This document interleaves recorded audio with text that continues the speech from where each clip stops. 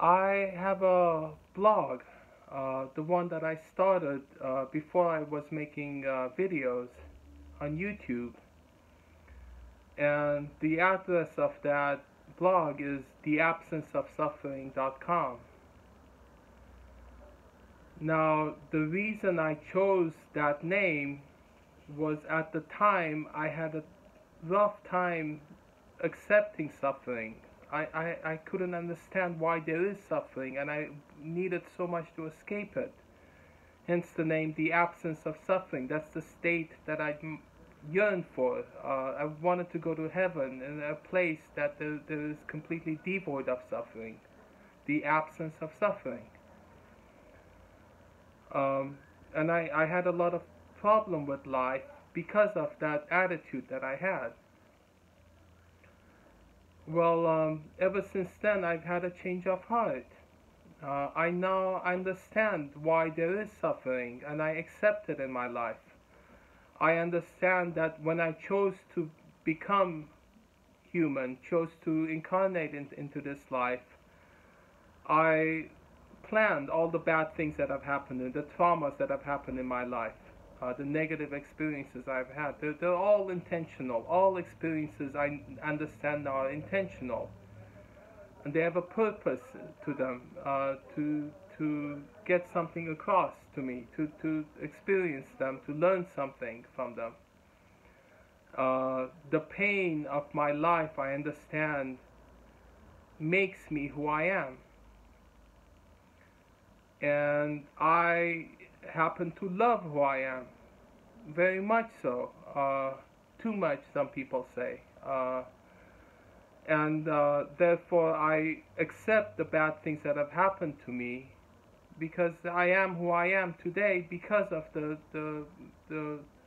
traumas that I've been through as a child and as an adult. So I've heard of stories, this matter of enjoying suffering, it can be taken too far. Ram Dass described the situation. He was at a dentist, and the dentist was about to drill his tooth, and he was going to inject him with Novocaine, and Ram Dass says, no, it's okay. He says, let me play with the pain. And the dentist says, are you sure? He says, yeah, I'm fine. And then he drills his tooth, and then he gets it. He realizes maybe he should have taken the Novocaine, because it really hurts when your tooth is drilled. That's going a little too far for me. I think I wouldn't. That's a little sick even for me. I wouldn't never create pain intentionally for myself to experience it. That's sick. I would never do that. But there are situations where the circumstances you handled in a situation, there's nothing, you're powerless over them. And you couldn't, if you chose to, you couldn't avoid the pain that you handled in any way. You can reduce them, you can, anything you can do, that you have to surrender to the situation, to the circumstances you handled in some situations. In that circumstance, then if you have to accept the pain that you're given, and you've decided there's nothing you can do about it, then it's an opportunity, it's an occasion where you can actually enjoy the pain. And I happen to be a connoisseur of that kind of the relishing of the misery that you're in. I happen to specialize in that. I happen to be very good at that. And so this method, this kind of behavior, I don't recommend it to everyone.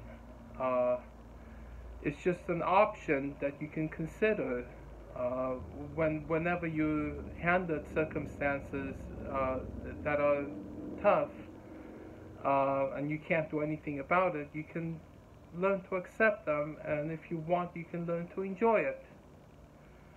And you will learn, if you do so, that you will not get in your own way as much, and be more stronger and more capable of handling difficult situations if you get good at this. Um, so, and I happen to experience life intensely. I happen to have very intense emotions, and I've learned to ride this roller coaster and enjoy it. Why do people ride roller coasters? It's frightening, but people do ride it. Theme parks are there because people enjoy them. And if you have to experience something, why not enjoy it? So there you go.